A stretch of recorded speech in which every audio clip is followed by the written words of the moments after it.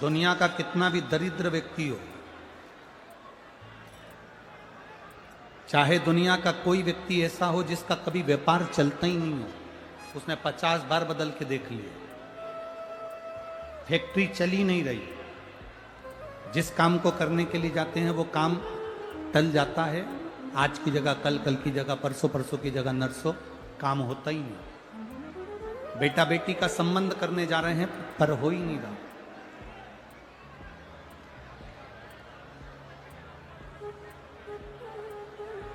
कितना भी दरिद्र से दरिद्र व्यक्ति हो, कितना भी दीन से दीन व्यक्ति हो, एक नियम वो अगर अपनी जिंदगी में बना ले, प्रदोष काल में, प्रदोष के समय पर बेलपत्री के वृक्ष के नीचे एक बार जाकर नमन करना और प्रदोष काल में शंकर भगवान के मंदिर में दिया लगाना, ये दो चीजें अगर वो 3 महीना भी लगातार कर ले तो उसके जीवन में कभी कोई समस्या आ ही नहीं सकती, कोई दुख आ ही नहीं सकता। एक नियम बना,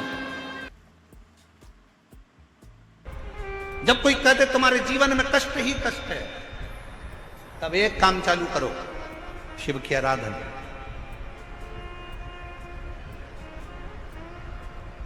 तब एक काम चालू करो, भगवान शंकर की आराधना। 3 चीजें अपना लो। पहले नंबर पर शिव जी के मंदिर में 1 लोटा जल चढ़ाना। दूसरे नंबर पर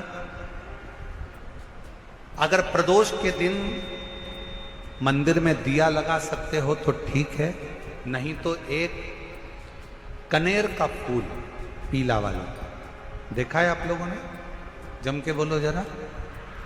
पीले कलर का कनेर का फूल एक, प्रदोष के दिन, प्रदोष काल के समय पर, प्रदोष काल के समय पर अगर दीप लगा सको तो ठीक है, नहीं तो एक कनेर का फूल पीले कलर का, शिव जी के अशोक सुंदरी का स्पर्श। अशोक सुंदरी वाली जगह मालूम है ना आप लोगों को? फिर से आप समझ लें।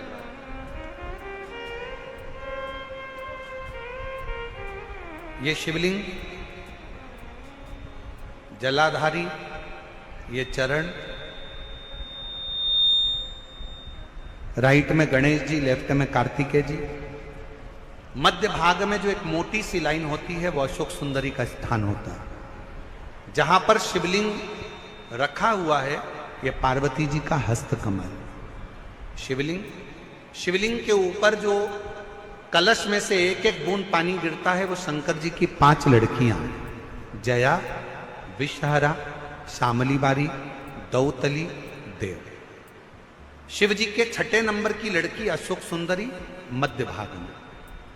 जब एक कनेर का फूल प्रदोष के दिन, प्रदोष काल में अशोक सुंदरी वाली जगह पर स्पर्श कराकर शिव जी को समर्पित करना। 3 क्रम है, अगर बन सके तो करो। पहला 1 लोटा जल चढ़ाना। दूसरे नंबर पर अगर बहुत ज्यादा तकलीफ की जिंदगी चल रही हो, बहुत कष्टमय जीवन चल रहा हो और सब ने कह दिया कि तुम्हारी किस्मत में तो धक्के ही लिखे हैं, केवल आप धक्के ही खाओगे, तो एक कनेर का पुष्प प्रदोष के दिन, प्रदोष काल में अशोक सुंदरी का स्पर्श कराकर शिवलिंग पर चढ़ाओ। और बन सके प्रत्येक महीने शिवरात्रि आती है, जैसे कल शिवरात्रि है ऐसे हर महीने शिवरात्रि आती है। शिवरात्रि के दिन एक अक्षत, मात्र एक अक्षत, केवल एक चावल का दाना, एक दुर्वा के साथ शिव जी को समर्पित करना प्रारंभ करो। जिंदगी की कैसी भी तकलीफ होगी, मेरा शंकर भगवान उस तकलीफ को मिटाएगा। शिव की आराधना और दिल से बाबा को पुकारते रहो। श्री शिवाय नमस्तु, श्री शिवाय नमस्तु। और मेरी जीजियों, मेरे जीजाओं, मेरी बेटियों, बेटाओं, मेरी माताओं, एक बात और आपसे कहना चाहूँ। जब आप पशुपतिनाथ का व्रत करो ना, पशुपति व्रत को अगर आप धारण करो, या सोमवार का व्रत करो, या शिवरात्रि का व्रत करो, या प्रदोष का व्रत करो, या आप शंकर जी के मंदिर में जाकर कोई उपास, कोई व्रत, कोई पूजन कर रहे हो ना, तो एक निवेदन और आज इस व्यासपीठ से करें आप लोगों के लिए। आपकी पूजन की थाली में सब कुछ है, सब कुछ है। और जो आपके पास में बैठकर पूजन कर रही है, उसकी थाली में अगर कोई कमी रह गई है ना, तो शिव महापुराण ये भी कहती है कि शंकर के सामने बैठकर किसी की पूजन की थाली में भी कमी मत देखो। बन सके अपनी पूजन की थाली में से थोड़ा सा सामान उसकी थाली में रख दो। प्रयास करना कि वो कमी ना देखी जाए।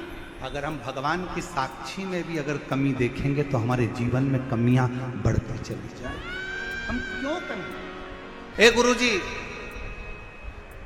हमारी टेम्परेरी नौकरी है, बहुत कष्ट में हम, क्या करें हम? कहीं मत जाओ, तुम्हारे नजदीक में जो शंकर का मंदिर है उस मंदिर में जाकर झाड़ू लगाना प्रारंभ कर दो। तुम्हारे शिव जी के मंदिर में कहीं पोछा लगाना प्रारंभ कर दो। तुम्हारे शंकर के मंदिर में थोड़ा सा चंदन घिसना प्रारंभ कर दो। नौकरी पर जाओ, ड्यूटी पर जाओ, बच्चों को संभालो, परिवार को संभालो, उसमें से थोड़ा सा समय शंकर जी को देना प्रारंभ करो।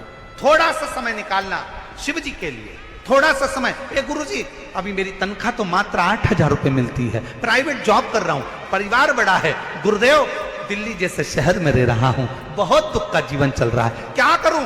किसी को हाथ नहीं दिखाना, किसी को पत्रिका नहीं दिखाना, किसी को भाग्य नहीं दिखाना। अब जो कुछ दिखाना अपने शंकर को दिखाना, उसके मंदिर में सेवा करना प्रारंभ करो। और मेरे बाबा तेरी सबसे बढ़िया।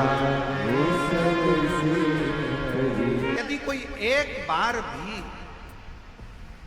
शिवालय की ओर चले जाता है, शंकर की ओर बढ़ जाता है, शिवालय की ओर बढ़ जाता है, तो उसके पितर, उसके पूर्वज और उसके जीवन में कितने भी दोष हों, वो सारे के सारे दोष समाप्त होते चले जाए, सारे। और शायद इसीलिए शिवजी पर चढ़ाया गया एक लोटा जल हमारे घर का पितृदोष हो चाहे अन्य दोष हो, वो भी समाप्त कर दे। कितना सुंदर कहा है। जब जिंदगी बहुत संघर्ष में चल रही हो, बहुत दुख का जीवन चल रहा हो, बहुत कष्ट का जीवन चल रहा हो, बहुत कष्टमय जीवन चल रहा हो, तब शमी के 5 पत्ते, शमी के 5 पत्ते, एक दुर्वा के साथ एक अक्षत चावल का एक दाना, वो भी हल्दी में भिंगोया हुआ हो या केसर में भिंगोया हुआ हो,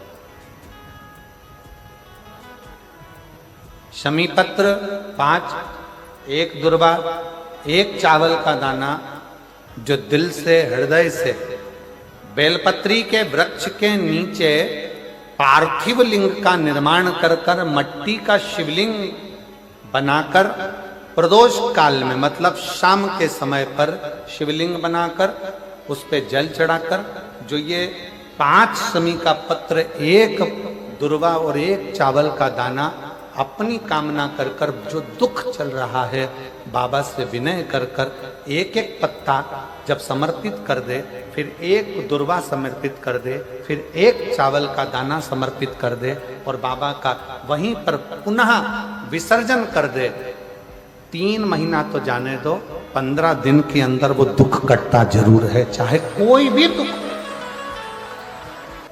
किसी भी तरह का दुख क्यों नहीं।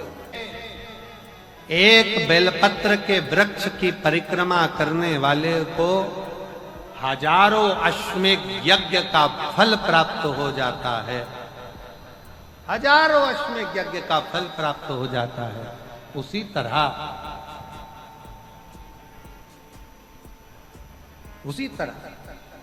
एक पार्थिव लिंग का निर्माण करने वाले को, मिट्टी का शिवलिंग का निर्माण कर कर पूजन करने वालों को 12 ज्योतिर्लिंग के शिवलिंग के दर्शन का पुण्य फल प्राप्त। बहुत ध्यान लगाकर सुनिएगा। एक बेलपत्री और उस बेलपत्री में एक चंदन की बिंदी और एक अक्षत का दाना मात्र रखकर भी अगर शिवालय पर चढ़ा दी जाती है, एक बेलपत्री, एक चंदन का बिंदी, और चंदन फिर निवेदन करेंगे आज के जमाने में तुम लोग सब घिसा घिसाया, पड़ा पड़ाया, डब्बी का सामान ले लेकर, वो नहीं, चंदन की मुठिया रखो, थोड़ा सा भी घिसो, जरा सा भी घिसो, उसकी एक बिंदी और एक चावल का दाना जब हम भगवान देवादिदेव महादेव को समर्पित करते हैं, अपनी कामना कर कर समर्पित करते हैं, तो निश्चितता है, महापुराण की कथा कहती है शंकर भगवान उसका फल शीघ्र प्रदान कर देते हैं। भले आपने कुछ करा ना करा, उसका फल तुम्हें मिल जाए। में जाना, लोटा भरकर जल समर्पित करना, और कभी तुम्हारे जीवन में अगर तुमको लग रहा है कि मैं दुखों से पीछा छूट ही नहीं रहा, तब उस जगह पर बेलपत्री के मध्य भाग में पीला चंदन, ये जो पत्ती है और ये 2 पत्ती हैं, ये बड़ी पत्ती और ये बीच की जो 2 पत्ती हैं, इसके बीच में जो डंडी का भाग रहता है, जो बीच में डंडी का जो भाग है, बड़ी पत्ती और ये 2 छोटी पत्ती के मध्य में जो डंडी का भाग है, उस डंडी के भाग में पीला चंदन और एक अक्षत पीला शंकर भगवान को आप अगर प्रदोष काल में समर्पित कर रहे हैं, तो ये निश्चित है कि धीरे धीरे कर कर वो दुख समाप्त होगा, वो दुख कटेगा ही। प्रगट वर्णन किया गया शंकर भगवान की आराधना में, शिव की आराधना में, जब तुम्हें लगता है कि तुम्हारा व्यापार नहीं चल रहा, कोई तुम्हें धोखा दे रहा है, लक्ष्मी नहीं आ रही, बहुत चिंता में पड़े हुए हो, बहुत टेंशन में जिंदगी चल रही है, बहुत बीमारियां तुमको घेर ली है और चारों तरफ अंधेरा ही अंधेरा नजर आ रहा है, तुमने विचार करा अब मैं तो मर जाऊं तो अच्छा, मैं सुसाइड कर लूं तो अच्छा, मैं मर जाऊं तो अच्छा, तो मरने से पहले एक काम कर कर देखना, शंकर भगवान की आराधना कर कर देखना, शिव पर एक लोटा जल चढ़ा कर देखना, और ज्यादा चिंता, ज्यादा टेंशन हो तो बेलपत्री के जड़ को घिसकर उसका चंदन बनाकर शंकर को लेपन कर कर उसकी भी आराधना कर कर देखना कि बेल चंदन का फल क्या। बेलपत्र, एक बेल, ये कोई साधारण नहीं, एक बेलपत्र, एक बेल, ये कोई साधारण नहीं, एक बेल। इसकी नीचे की डंडी से लेकर ये 2 पत्तियां जहां लगी हैं और 2 पत्ती से लेकर ये बीच की जो पत्ती है उसमें जो गैप है, उसमें जो जगह है, दिख रही है आपको, ये 2 पत्ती से लेकर बीच की पत्ती के बीच में जो जगह खाली रहती है, 33 कोटि देवी देवताओं विराजमान रहते हैं इस बीच की जगह में। जब शिव जी को चढ़ाया जाता है तब इस पत्ती के बीच की जगह शंकर के शिवलिंग पर रखा जाता है, तो शिव जी इतने प्रसन्न होते हैं कि मेरी स्तुति करने के लिए ये भक्त 33 कोटि देवताओं को लेकर आया है, मेरी स्तुति करने के लिए। लोग चावल लाए, लोग अंबारियां लाए, धन लाए, दौलत लाए, संपदा लाए, पर एक शंकर का भक्त ऐसा होता है जो एक बेलपत्री के रूप में 33 कोटि देवताओं को, 64 योगिनियों को, आदि शक्तियों को शंकर को समर्पित करता है। कितना सुंदर संवाद है, कितना सुंदर बात कही कि भूल से किसी तीर्थ में नहीं गए,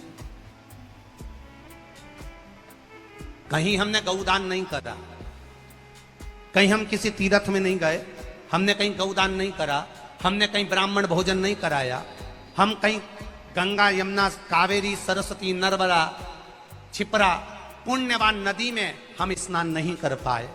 शिव महापुराण की कथा कहती है भूलवश भी अगर पिपलेश्वर या बटकेश्वर किसी शिवालय पर भूल से भी अगर 1 लोटा जल चढ़ जाता है तो देव अधिदेव महादेव सारे तीर्थों का फल अपने आप प्रदान कर देते हैं।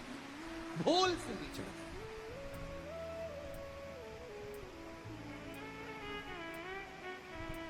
एकांतेश्वर महादेव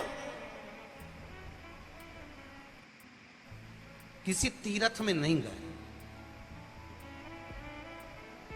कहीं हमने गौदान नहीं करा, कहीं हम किसी तीर्थ में नहीं गए, हमने कहीं गौदान नहीं करा, हमने कहीं ब्राह्मण भोजन नहीं कराया, हम कहीं गंगा यमुना कावेरी सरस्वती नर्मदा छिपरा पुण्यवान नदी में हम स्नान नहीं कर पाए। शिव महापुराण की कथा कहती है भूलवश भी अगर पिपलेश्वर या बटकेश्वर किसी शिवालय पर भूल से भी अगर एक लोटा जल चढ़ जाता है तो देव अधिदेव महादेव सारे तीर्थों का फल अपने आप प्रदान कर देते हैं। भूल से भी चढ़ गए।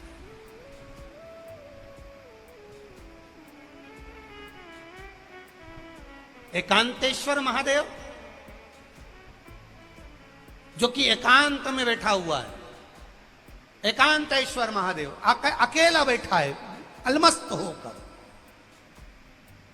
आप जा रहे हो गाड़ी लेकर, आप 4 व्हीलर गाड़ी में जा रहे हो, ट्रैक्टर में जा रहे हो, ट्राली में बैठकर जा रहे हो, क्रूजर में बैठकर जा रहे हो, 2 व्हीलर गाड़ी में बैठकर जा रहे हो और एकांतेश्वर महादेव का मंदिर दिख गया, कोई एकांत में, भले उसका नाम नहीं मालूम तुमको कि कौन सा महादेव, पर अकेला बैठा है जंगल में, वृक्ष की छांव में, एक ओटले पर, कोई दीवार नहीं, कोई जाली नहीं, कोई गेट नहीं, कुछ भी नहीं।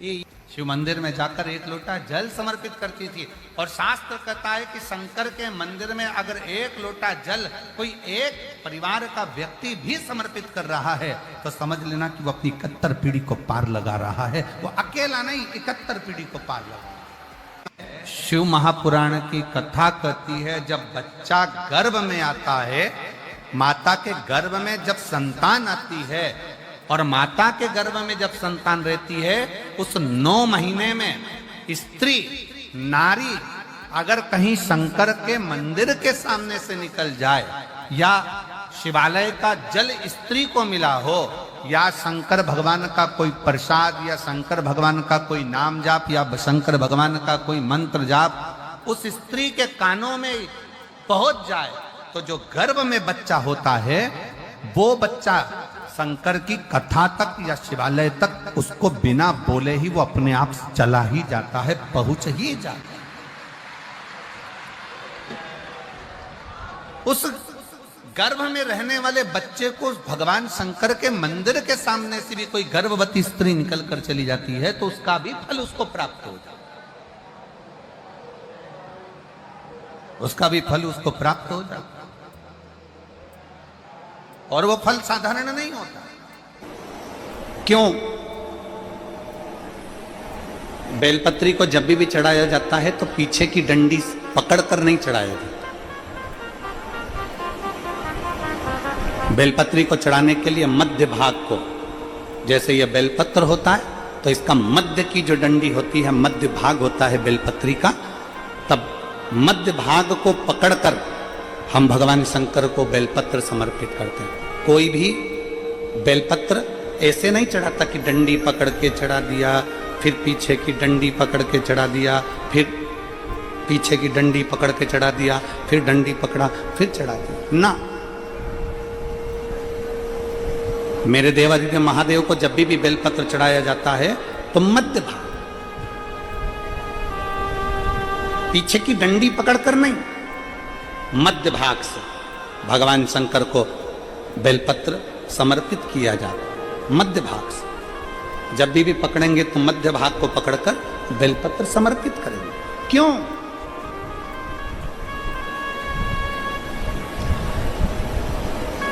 क्योंकि हमने भगवान शिव को मध्य भाग पकड़कर इसलिए समर्पित करा कि ये केवल बेलपत्र का मध्य भाग नहीं है मेरे शंभू, मेरे हृदय के मध्य भाग को मैं आपके चरणों में समर्पित कर रही हूं। मेरा दिल, मेरा हृदय, मेरा चित्त मैं आपको दे रही हूं। मध्य भाग एक विश्वास के साथ दे रही हूं। इतनी सुंदर बात नंदी ने कही है।